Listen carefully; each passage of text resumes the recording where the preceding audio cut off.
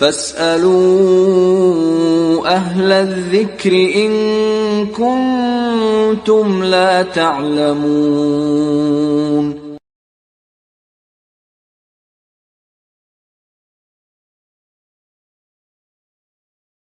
بسم الله الرحمن الرحيم.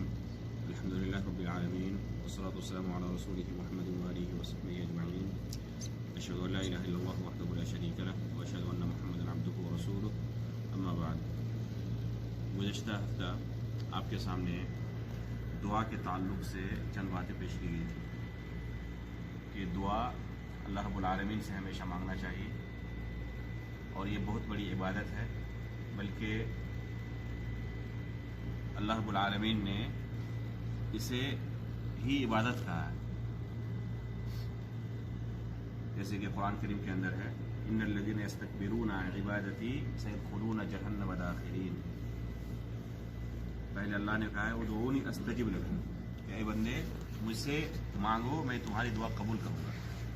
پھر کہا کہ ان الذین یستکبرون عن عبادتی سیدخلون جہنم داخرین، جو میری عبادت سے روگردانی کرتے ہیں، عبادت نہیں کرتے، وہ جہنم میں داخل ہوں گے.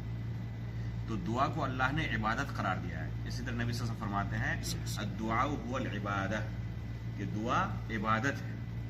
جب پتہ چلا کہ دعا عبادت ہے تو اس عبادت کو اللہ کے علاوہ کسی دوسرے کے لیے کرنا کیا ہوگا؟ شرک ہوگا. اس لیے اللہ کے علاوہ کسی دوسرے سے دعا طلب کرنی جائز نہیں ہے، کسی دوسرے سے مانگنا جائز نہیں ہے. اگر ہم محتاج ہوں، ضرورت مند ہوں، تو اپنی جھولی کس کے سامنے پھیلائیں؟ اللہ کے سامنے پھیلائیں. اللہ کے علاوہ کسی سے مانگنا جائز نہیں ہے، بلکہ یہ شرک ہے. اب یہاں سوال پیدا ہوتا ہے، بہت سارے لوگوں کے ذہن میں یہ اشکال پیدا ہوتا ہے کہ ہمارے یہاں جب کوئی مصیبت آتی ہے، مثلا کسی کے گھر میں کوئی بیمار ہے، اس کے پاس اتنے روپے پیسے نہیں ہیں کہ بچے کا علاج کرا سکے، تو وہ اپنے رشتہ داروں کے پاس، گاؤں والوں کے پاس جاتا ہے اور ان کے سامنے اپنی فریاد رکھتا ہے کہ اس طرح میرے گھر میں علاج کے لیے پیسوں کی ضرورت ہے، اس لیے آپ لوگ میری مدد کریں. تو یہاں تو اللہ کے سامنے اپنی جھولی نہیں پھیلا رہا ہے، وہ تو لوگوں سے مانگ رہا ہے نا پیسہ. تو کیا یہ جائز نہیں ہے؟ یہ شرک ہے؟ یہ سوال آتا ہے ذہن میں، اور بہت اچھا سوال ہے. یہ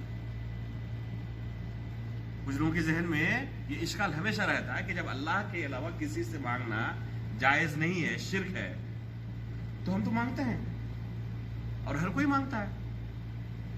اگر پیسے کی ضرورت پڑی، ہم نے اپنے ساتھی کو کہا کہ مجھے کچھ مدد کر دو. کسی ساتھی کے پاس گیا، آج تم کھانا کھلا دو. تو اس طرح ایک دوسرے سے ہم بہت ساری چیزیں مانگتے رہتے ہیں. تو کیا اس طرح کا مانگنا جائز نہیں ہے؟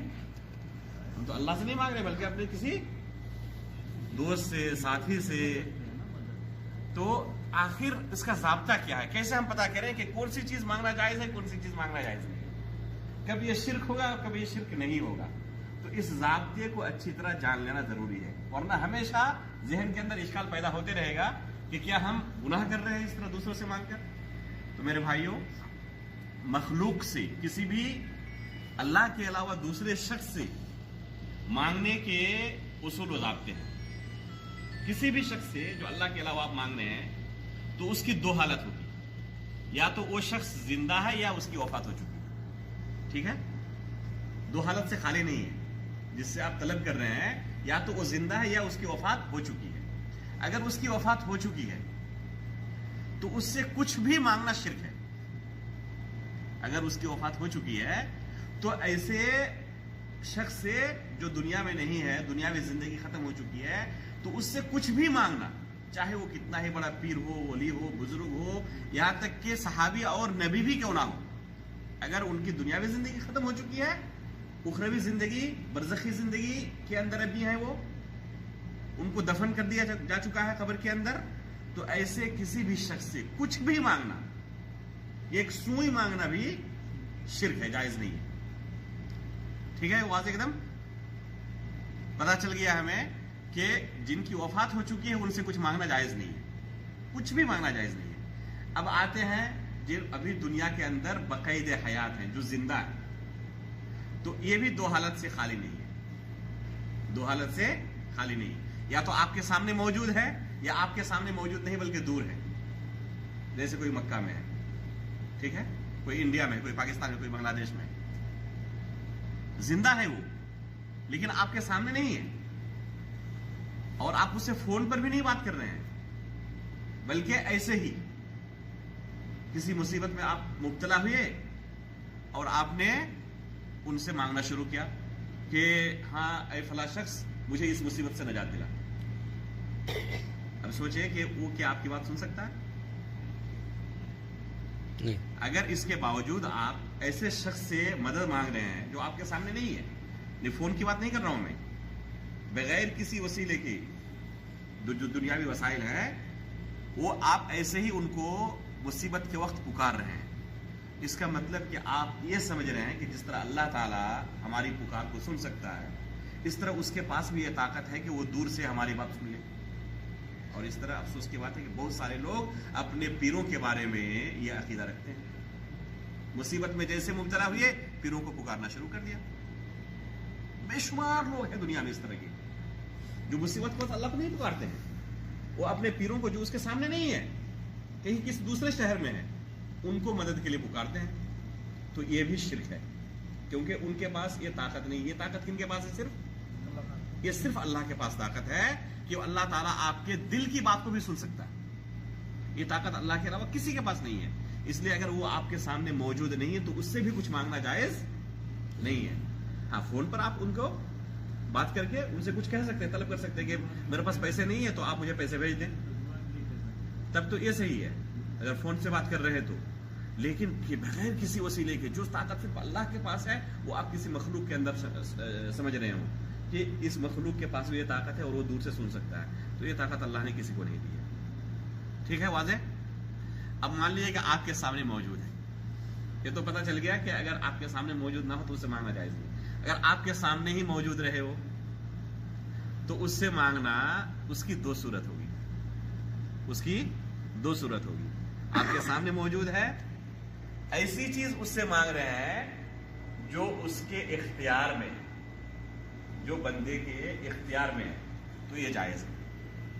مثلا آپ سے میں کچھ ریال طلب کروں, آپ سے کہوں کہ مجھے ایک پانی کا بوتل چاہیے, آیا آپ کے پاس مجھے کھانا کھانا ہے, آپ مجھے حرم پہنچا دیں, یہ اختیار میں ہے نا. تو جو انسان کے اختیار میں ہے ایسی چیزوں کو مانگنا اس سے جائز ہے, اس میں کوئی حرج نہیں.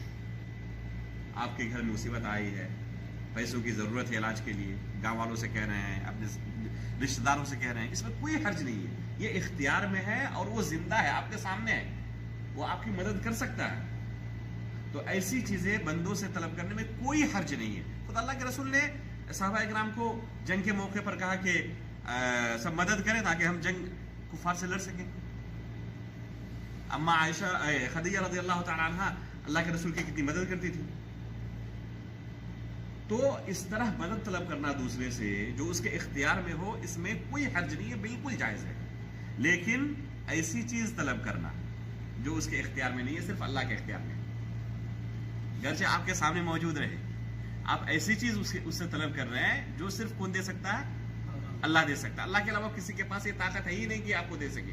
مثلا آپ کسی کے سامنے گئے اور اسے کہہ رہے ہیں کہ میرے یہاں بچے کی پیدائش نہیں ہو رہی ہے, گزارش ہے کہ آپ بچہ پیدا کر دیں. تو اللہ کے سوا کوئی بچہ دے سکتا ہے؟ یہ طاقت کسی کے پاس نہیں ہے. آپ کسی کے سامنے گئے اور کہہ رہے ہیں کہ لوگ پریشان ہیں, بارش نہیں ہو رہی, آپ بارش برسا دیں. بارش برسا سکتا ہے کوئی اللہ کے علاوہ؟ کسی کے پاس گیا اور کہہ رہے ہیں کہ میرا بچہ بیمار ہے تو آپ اسے شفا دے دیں. بیماری سے شفا اللہ کے علاوہ کوئی دے سکتا ہے؟ یہ ایسی چیزیں ہیں جس کا اختیار کس کے پاس ہے؟ صرف اللہ کے پاس. اللہ کے علاوہ کسی کے پاس اختیار ہے ہی نہیں. تو گرچہ آپ سامنے کسی کے جا کر طلب کریں تب بھی یہ جائز نہیں, یہ شرک ہے. تو اب ہمارے سامنے کل کتنی صورتیں ہو گئی؟ پہلی صورت کہ کسی مردے سے طلب کرنا, یہ شرک ہے. دوسری صورت کہ کسی ایسے زندہ شخص سے طلب کرنا جو آپ کے سامنے نہیں ہے, کہیں دور ہے, یہ بھی ناجائز ہے. تیسری صورت کہ زندہ ہے, آپ کے سامنے ہے, لیکن ایسی چیز طلب کر رہے ہیں جو صرف اللہ دے سکتا ہے, اللہ کے علاوہ کوئی نہیں دے سکتا. بیٹا طلب کرنا، بیماری سے شفا طلب کرنا، رزق طلب کرنا، بارش طلب کرنا، اس طرح بے شمار چیزیں ہیں جو صرف اللہ دے سکتا ہے، اللہ کے علاوہ کوئی نہیں دے سکتا. تو گرچہ سامنے ہو یہ بھی جائز نہیں، یہ بھی شرک ہے، لیکن ایسی چیز طلب کرنا جو اس کے اختیار میں ہے تو یہ جائز ہے، اس میں کوئی حرج نہیں ہے. واضح؟ اللہ تعالیٰ سے دعا ہے کہ اللہ تعالیٰ شریعت کے مسائل کو ہمیں سمجھنے کی توفیق عطا فرمائے اور اس پر عمل کرنے کی اللہ تعالیٰ ہمیں توفیق عطا فرمائے. آمین. تقبل رب العالمین.